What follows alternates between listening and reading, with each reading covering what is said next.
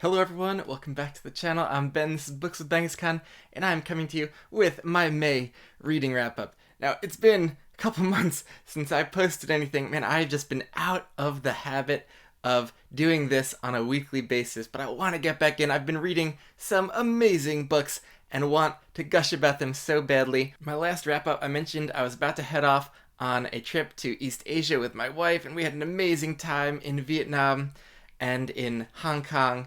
And so, man, after that trip, I came back and work got so busy. And on weekends, I've been going out and about with my wife and just coming back, and I'm so tired and usually only have energy to read or to doze off as I listen to audiobooks. So I've been keeping my reading up, just not my filming and editing. And it's been a busy spring, but a very good one. All right, let's get to what I read. And the first thing I finished in May was The Fall of Babel by Josiah Bancroft. So that's book 4 in the Books of Babel tetralogy. So the finale book. And while it wasn't my favorite, it was a solid ending. And I was just so invested in the overall story and the characters that, even if my engagement was tailing off a little bit from where it was at the start with Senlin Ascends and Arm of the Sphinx, I just had maximum investment with those two. I thought the series might be heading into top 10 all-time favorite territory, but didn't love the last two books and the overarching plot that was really consuming those last two books as much as just the whimsy and exploration of different levels of the tower in the first couple books. And so this series is going to hold a very fond place in my memory, and a lot of that is due to Bancroft's just clever, intelligent, witty, elegant writing style that really easily immersed me in this very quirky setting with some very easy to root for characters and a kind of misfit crew, and with Thomas Senlin at the heart of this tale was just a wonderful protagonist to follow. So this overall was a big hit for me. Book 4 was interesting and unpredictable, and I definitely the middle stretch, I think, felt like kind of the same engagement I had with the previous books, but not in love with the beginning section, and maybe the big kind of action-y climax was a little lackluster for me.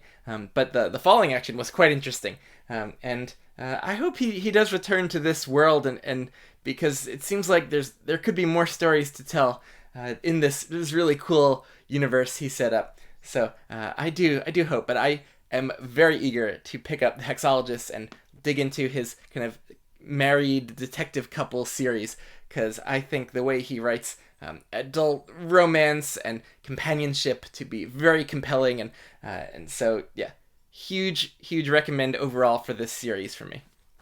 After kind of binging a whole series and coming off a pretty high point with it, I knew it was going to be difficult to get into something else new, and so I returned to the series I've been in the middle of that has been a running favorite, and that is the Vorkosigan Saga with Memory. So this is one of the chunkier books in the series, and it is a hard-hitting, emotional journey, a very quiet, introspective book in the series. For a series that has a lot of books that are more kind of sci-fi adventure kind of stories, this one was character-focused, more about an inward character arc and growth, and dealing with very serious matters with characters that we've seen kind of throughout the series. And I think this is book 11, 10 maybe. It's hard to say with where you place different things in the chronology or pub order, but it's definitely kind of in the middle area of the series and is just a very hard-hitting emotional ride. I loved this one. This almost felt like this pivot point for our main protagonist of the series, Miles Vorkosigan, and he's undergoing lots of life changes, not too dissimilar from what Harry Dresden experiences in Changes in that series, and where it feels like everything is going to be different in the series going forward after this. And so it was a very rewarding book, that the kind that you can only get kind of smack dab in the middle of a long-running series, which is one of the reasons I love big series, whether it's epic fantasy or sci-fi. I love just spending lots and lots of time with characters and seeing their slow, gradual development over many books and episodes in their lives, and so yeah, this was became, I think, my favorite book in the series up to that point. And I'd paused because the previous book, Mirror Dance, was a very heavy emotional journey too, and I think it was a good pause because I was very ready to return to the series here. And I don't want to give too many specifics away because yeah, you should hopefully just dive into the series and experience it all for yourself and see where things go. But just a wonderful mid-series book. Then I had my momentum back with Vorkosigan, so I kept that train rolling. I turned to one of the standalones in the series that doesn't follow Miles, and that's Falling Free. This is one of the earliest ones that she wrote, I think, and it is by far the earliest in the overall chronology. So you could fit this in anywhere. I've seen people say to read it a bit later than I did, maybe before Diplomatic Immunity, because there's tie-ins with that novel that I have coming up. But I had a great time with this. I wish Bujold did more standalones in the series with new protagonists and POVs, because she creates such distinctive three-dimensional characters, and it's just been such a treat, her standalones with Ethan of Athos and then Falling Free, and just so quickly come to root for this scientist, or I guess it's an engineer slash kind of like trainer, instructor that we follow, who's going to this secret base to do a lot of education and training of some people there. And yeah, I don't want to give away too much, but this is a quick, high stakes, fast paced adventure, not very action heavy plot, but more intrigue and suspense, almost like a sci-fi thriller type of book, and it just had me fully gripped. It's definitely one of the more minor Vorkosigan books, and I imagine if you just want to focus on the kind of ones around the Vorkosigan family, you can skip this one. But man, it was a great time. If you just need a quick sci-fi palate cleanser, you don't need to have read any other books in the series. You could just go for Falling Free to get a sense for her style, and it was just a quick, easy one to devour, and with emotional stakes and with emotional weight. And yeah, that is Bujold's charm with this series. Just these gripping, fast-paced, usually maybe not with memory, plots, and books that fly by and don't take too long to read, but that still have hard-hitting character moments and growth and interactions. So yeah, while Memory is the kind of like easy 5-star, close to 10 out of 10 read, this one's probably more in the 4.5-star range, but it was a great time. So that provided exactly what I was hoping it would there. And then I went back to the main Vorkosigan kind of timeline with the Miles books with Komarr. So this one is again in that similar style of a lot of the Vorkosigan books and Falling Free, where it's kind of shorter, 300 plus pages in this mass market, and is around more of a one-off episodic kind of intrigue, mystery plot with a little bit of action. And where this one really shined, though, was the new POV character that got introduced. So most of the Miles books are single POV. We've started to get some more POVs in the last couple books, but this one is a new character that just came out of nowhere and completely was winning my heart, and this is a dual POV structure book, which is also unique for the series, of kind of just going back and forth between Miles and this other POV, and just this had me completely gripped as well. Like, I was just on a wonderful streak with Bujold here, and so this one again is one of the more minor Vorkosigan books in terms of the page length. Maybe the mystery plot is a little lackluster, but the things around it were so impactful and incredibly important setup for things going forward. So yeah, I doubt you're going to see it as most people's favorite in the series, but just a crucial link in the overarching chain of this magnificent long-running story. And so I went from Komarr right into A Civil Campaign, which is one of the chunkier ones and considered one of the more major books in the series. And I was not prepared for how much I loved this book.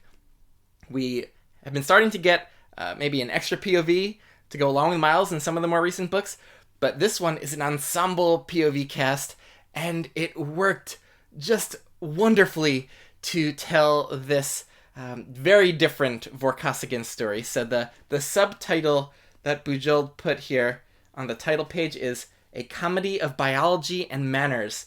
And I think she dedicates it to Jane, Charlotte, Georgette, and Dorothy. Long may they rule.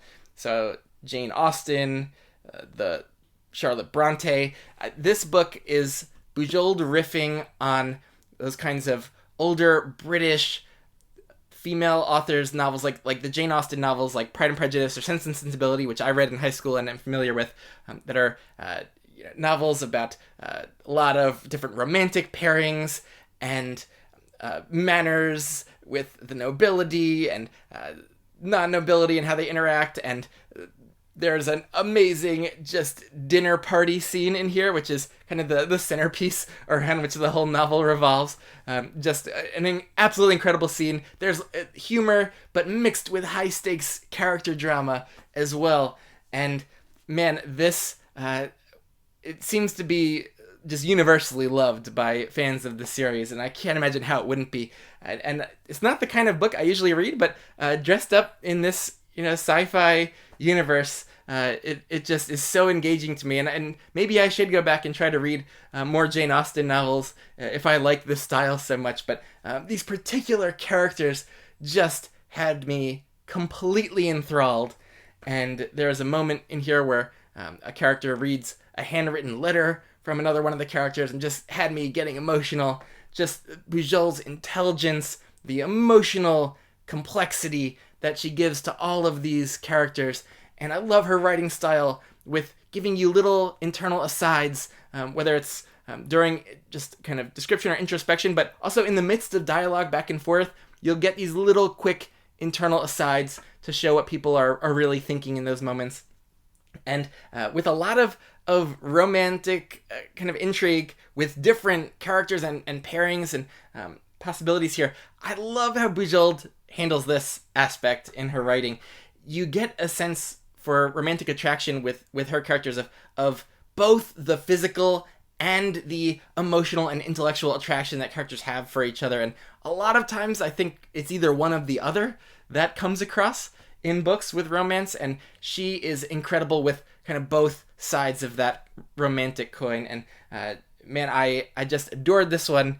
I am already, I think, looking forward to future rereads of the series, and particularly this book, because it was so fun, but very, very emotional at the same time.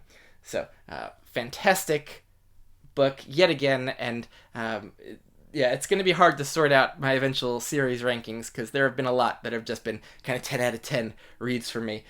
For fantasy readers, I think this sci-fi series, the Vorkosigan Saga, is a no-brainer.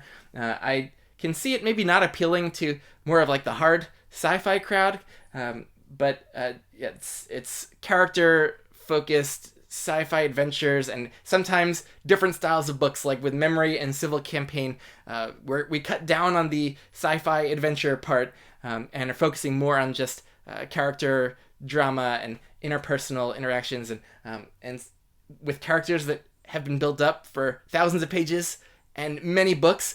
You just have the chance in these types of mid-series, late-series books for incredible payoffs and just things you can't accomplish in a single standalone or a very short series even.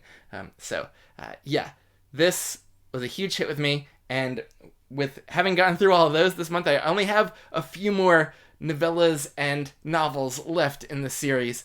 So the end is kind of approaching, and I was looking forward to all these books, and I'm getting sad that I won't have them for too much longer, and because I don't think I'll be able to wait to get back to things, because I am so engrossed. And so yeah, I know this series, the Vorkosigan Saga, won lots of different awards in the sci-fi sphere as the books were getting published in the 80s and 90s, but she was still publishing into the 2000s and 2010s, some of the more recent ones, and I just heard very little hype about those more recent ones, and don't see too many people digging in and loving this series, but because it's a little bit further back than the more popular stuff that everyone's been reading in our sphere. But man, if you have not tried it, I would say go for it, give it a whirl. The first couple books I think are fairly strong, give you a sense of the style, but don't reach the heights and greatness of some of these mid-late series ones that I talked about here. So yeah, there's going to be huge rewards if you stick with this one. All right, we went from a great run of Bujold books and coming off of the very clever, witty writing of Josiah Bancroft as well. So maybe this next series just had no shot. And I'm holding a placeholder here to remember to talk about it because I did not read it for very long. But that was City of Stairs by Robert Jackson Bennett. So I did have a copy of this and the whole trilogy, but I gave it a go in the first bunch of chapters, but it clashed with me, the writing style, and I just could not get into the story to the extent that I was getting no enjoyment out of it at all. I was not invested in the character writing, the setting, the mystery plot that was set up.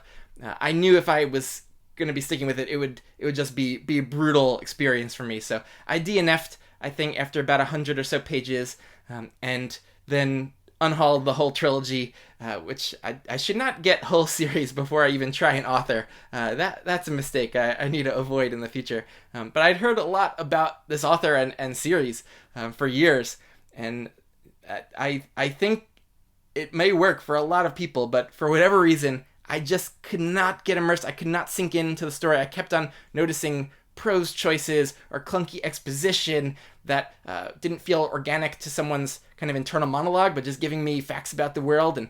And then there was this huge kind of dinner scene where a character is just kind of giving this history lecture to other characters as they prepare dinner for them. And it felt like such an info-dumpy, clunky way that to deliver this background on the world that I just knew at that point that this was not the style of fantasy that is really to my taste anymore.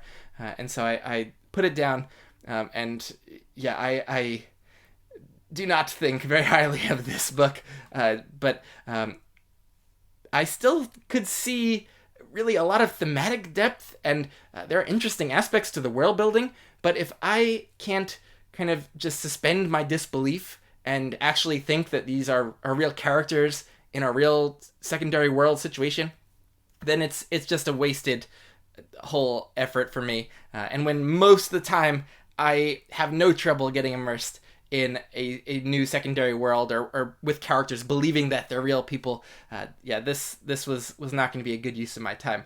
So that one in the realm of 1 to 2 star style of read for me, but I didn't spend too long with it, and I also gave it a go in print and by audio. Sometimes if the writing isn't working for me by print, a great audiobook narrator might engage me. That definitely happened with the Cradle series with Travis Baldry's narration, and also with the Poppy War, where the print really wasn't working for me, but the audiobooks did engage me. But here, the audiobook narrator I found to be one of my least favorite, one of the worst I've personally heard. And so that was not working either. And so, yeah, just fail on all fronts for the Divine Cities. I still am going to give Robert Jackson Bennett a try. I do like hard magic, and so I know that's a big feature of the Founders Trilogy. So I'm going to give that a try at some point, and I've heard great things about the new Sherlock Holmes fantasy style series with the Tainted Cup and the new Drop of Corruption. So there's a very thoughtful, deep, intelligent mind at work here. I could tell that. It's just the execution of the writing was just not working for me at all. And so because I could see this really interesting, deep, thoughtful mind at work, it still gives me hope that other things, especially ones that have come later in his fantasy. So he'd written some things outside of fantasy before, some things like in the thriller, horror genres, and that was City of Stairs was his first secondary world epic fantasy, and just the style of delivering exposition was just the real killer for me. And so, now that if he settled in with writing fantasy, and maybe his second series or third series will be more my thing. So yeah, that was a shame, but I did still get joy from crossing off the whole Divine Cities trilogy from my TBR. I've had Books of Babel and Divine Cities have been two of the longest standing series on my TBR, and it felt really great to get those two kind of under my belt, or in the case of Divine Cities, kind of just off the table completely. And another thing with City of Stairs, I was doing it as part of a read-along on the Library of Alexandria's Discord, and it might just not have been the right time because I was really in the mood to try a new release that had come in with this beautiful broken binding special edition, and that is The Devils by Joe Abercrombie. So the First Law series, one of my favorites. Abercrombie, one of my favorite authors. Have not read any Abercrombie or listened to one of my favorite narrators, Stephen Pacey, in about 4 years, I think, since The Wisdom of Crowds released. And I was so ready. Just the first few sentences of The Devils had me utterly engaged and smiling and laughing, and it felt like I was coming home listening to those first few sentences narrated by the great, inimitable Stephen Pacey. And so this whole thing was a delight. It's a departure for Abercrombie for sure, because it's more humor forward. Like he is trying to pack some wit into almost every sentence here, it feels. So it could be a lot, and I could easily see that not being for everyone. And it makes sense why maybe even big fans of First Law wouldn't love this. But I jive with Abercrombie's sensibility and sense of humor, the way he sees the world, so much that I was eating this up. I didn't mind at all that it was more humor forward. I loved the band of misfits that forms and goes on this quest together, and I also loved how he played with the setting of real Earth, and it's just an alternate kind of Europe with a lot of fantasy elements involved, and thought it was just full of creative action scenes, and just the character interactions too were often really intimate, and so it wasn't devoid of heart and deep character moments. And one of the joys was seeing a lot of the POV characters grow over the course of the book. It's not going to go down, I think, as a favorite book of all time, but man, I just had a wonderful, wonderful week, or maybe few days that I spent with it, because I couldn't put it down or stop listening, and am very excited for future books in this world, but also that the recent news of him and James Cameron working together on a script for a movie. Man, I would love to see this brought to the big screen, and for Joe to become more widely known and read, because there's nothing like it. Man, his biting sense of humor and satire, mixed with these grand sweeping quest plots, it just hits so much for me, and so this one was not a disappointment, and I had high hopes and very high expectations for it, and it did not disappoint. It was not to say that it was a perfect read. There was one of the main characters of the crew, Baptiste, who never really came to life for me, which is a shame. Just that long-running joke with her background just wasn't hitting for me. So that one thing kind of is holding it back a little bit for me, and maybe I should have taken it a little slower or been reading something else along with it, because I think I did get a little bit tired out of the intensity of the humor and wit kind of never slowing down throughout this. And so maybe somewhere towards the back, it was feeling like I was getting a little bit tired, coming to the end of a long race, and kind of just chugging towards the finish line. And so I was running out of steam with it a little bit, but it was still delightful around every turn. And yeah, if it were a little bit more streamlined or shorter, it could have been a bit more of a perfect read for me. But I won't complain getting more witty sentences out of Joe Abercrombie. So I'm glad he just went for it completely with leaning into that style here. And yeah, so that was The Devil's easy 5-star read for me, and another one that I just know, and I need a go-to palate cleanser. If I'm feeling down, I could dip into this one, and know it'll put a smile on my face, no matter where I dip into it. There's gonna be something fun, and so very very successful. And I'm very happy with the beautiful broken binding edition as well. And I just must praise Stephen Pacey once again, because this marriage between Pacey and Abercrombie is just the perfect fit of artistic sensibilities and their personalities. And man, it was so fun hearing Pacey dig his teeth into the just infinitely many witty sentences and moments here throughout The Devils. So that audio experience is just second to none. So great time with that audio. And then what else am I reading? I did just finish another new release by a favorite author, which is Written on the Dark by GGK, but I've been reading it the last few days, kind of in June, so I'll save that for my June wrap-up. Spoilers, I liked it a lot, and so I'm not sure what I'm going to read now. Maybe I'm thinking about Trader's Blade. This is another series I've had on the TBR for a while, the first book of The Greatcoats by Sebastian de Castell. It's another read-along at the Library of Alexandria's channel, and just started it today, and I'm not loving the first few chapters, so we'll see how long I stick that one out, or if I do another quick DNF to find something that's more for me. But I do want to give it a chance. Sometimes these secondary world fantasies do take time to get investment and find your footing and get into a POV.